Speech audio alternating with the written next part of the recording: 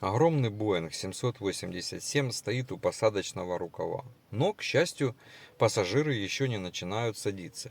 И вдруг нос самолета уходит вниз и бьется об асфальт. Двигатели касаются земли, а двери отсеков шасси разрушаются, отлетая в стороны. При этом лайнер полностью заправлен авиатопливом.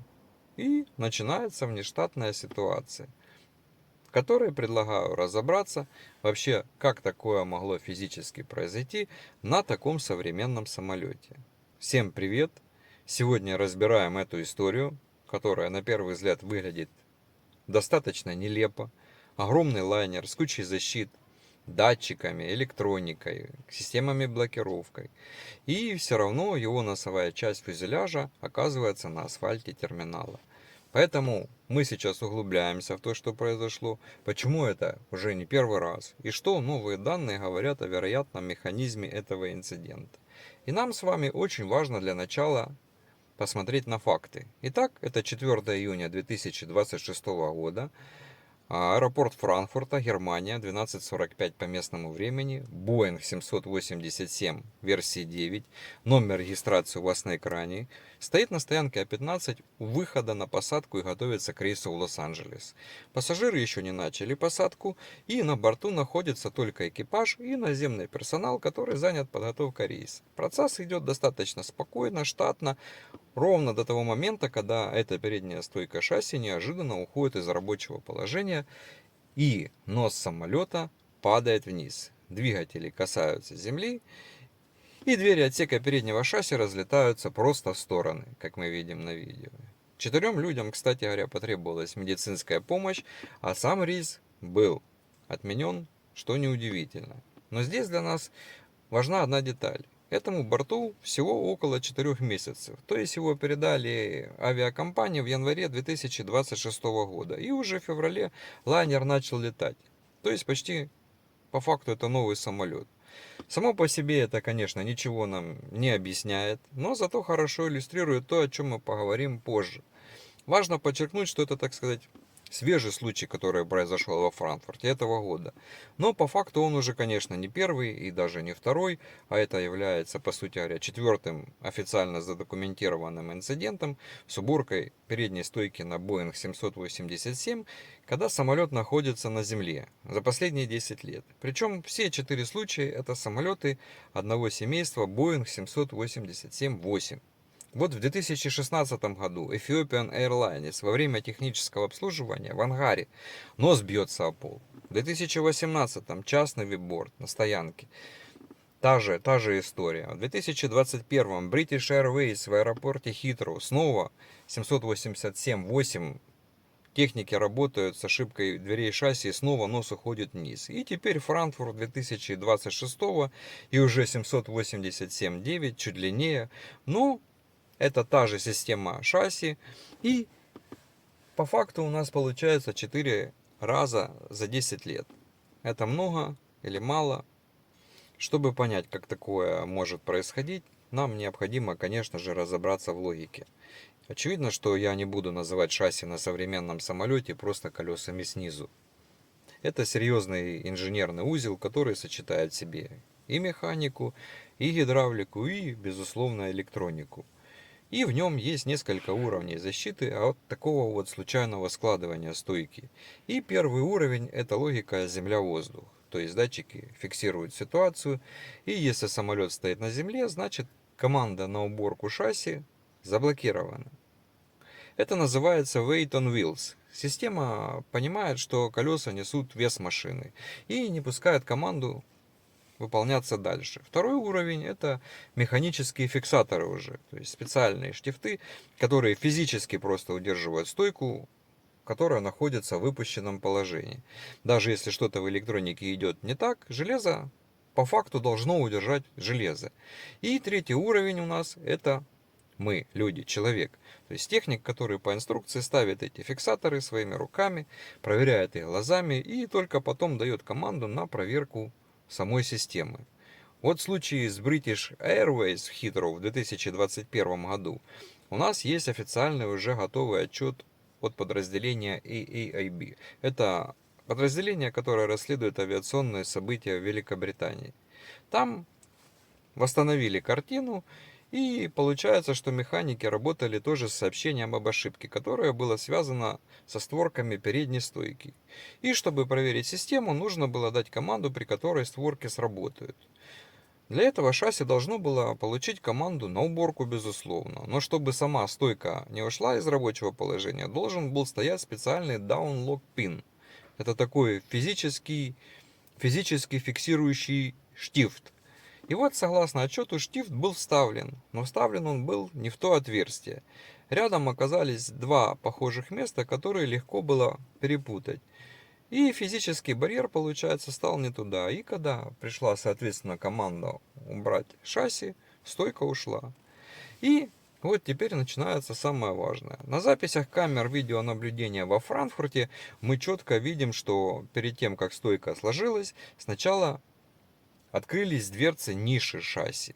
И это важная принципиальная деталь, потому что двери всегда открываются первыми. Еще раз подчеркну, что это штатная последовательность, то есть нормальной уборки шасси.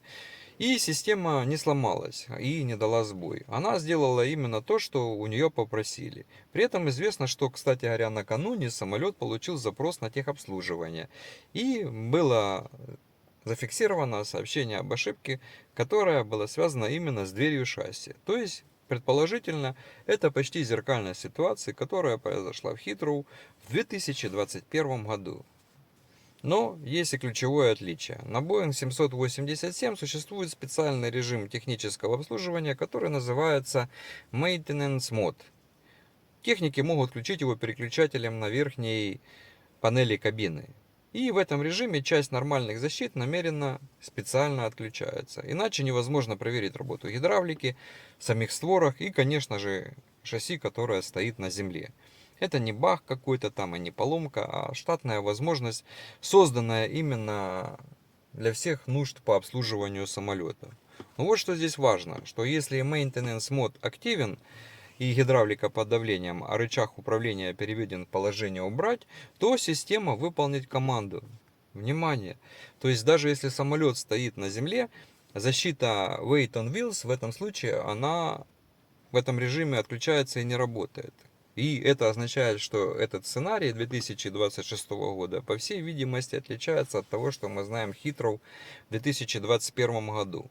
Там в том предыдущем случае был неверно установленный физический фиксатор при правильной процедуре. А во Франкфурте здесь у нас, возможно, речь идет об ошибке в последовательности действий внутри самого режима технического обслуживания. То есть это так называемый процедурный обход электронной защиты, а не физический. Понимаете? Два совершенно разных сценария с одним и тем же результатом получается. И именно поэтому нам важно не спешить с переносом готового объяснения с одного случая на другой. Поэтому я предлагаю вот разложить логику произошедшего через 5 звеньев, которые имеют значение в любом подобном расследовании. И первый пункт — это фактическое событие, то есть борт стоял у гейта, стойка ушла и рейс был отменен. База. Это то, что видно на камерах. Второе — это состояние систем. Был ли активен maintenance моды? Была ли гидравлика под давлением? Какие команды подавались и в какой последовательности? И третье — это, безусловно, механическая защита. Были ли установлены физические фиксаторы? Если да, то в правильные ли места? А если нет, то почему тогда процедура продолжалась без них? И четвертое, конечно же, это человеческий фактор. Кто и что делал, в какой последовательности делал, кто это проверял, как была организована коммуникация между людьми, которые находились в кабине самолета, и людьми, которые находились непосредственно на земле. И пятое, это в целом организационное. Были ли учтены все рекомендации по предыдущим 3 случаям? Были ли вообще выпущены, существуют ли директивы полетной годности после случая British Airways в 2021 году? И были ли они задействованы, применены в этом конкретном случае во Франкфурте, на этом конкретном борту? Еще один факт, который сейчас очень часто теряется за кадрами у гейта, которые гуляют по всем социальным сетям, это то, что самолет уже восстановлен. То есть Люфтганза слила топливо, подняла борт специальным оборудованием, выпустила переднюю стойку обратно в рабочее положение и отбуксировала самолет в ремонтный ангар. То есть он ушел на своих шасси.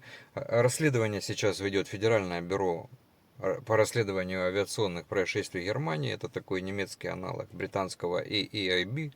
Доказательная база собрана. Идет сейчас сбор показаний очевидцев. И промежуточный отчет ожидается приблизительно через 8 недель. То есть ориентировочно в начале августа 2026 года. И вот тогда у нас будет официальная версия. А не версии, которые сейчас рассматриваются в социальных сетях. И мне в этой истории интереснее всего не сам факт того, что самолет оказался в странной позе носом вниз у терминала. Хотя это, конечно, безусловно, та картинка, которая именно цепляет мое внимание, как и ваше. Но интересно здесь другое. Мы часто говорим, вот Dreamliner 787, сложная электроника, надежная защита, много уровней. А потом выясняется, что вся эта сложность в определенный момент упирается в очень простые, как всегда, вопросы. Правильно ли последовательность действий выполнена в специальном режиме? Правильно ли стоит фиксатор? Правильно ли один человек проверил работу другого? И в этом всем на самом деле нет абсолютно ничего, я считаю, унизительного для авиации. Наоборот, я считаю, что авиация, она сильна тем, что в ней никто никогда не ошибается. Она сильна именно тем, что после таких вот редких странных ситуаций идет разбор буквально до деталей. И это 4-й раз, когда система получает возможность научиться, что хорошо на самом деле.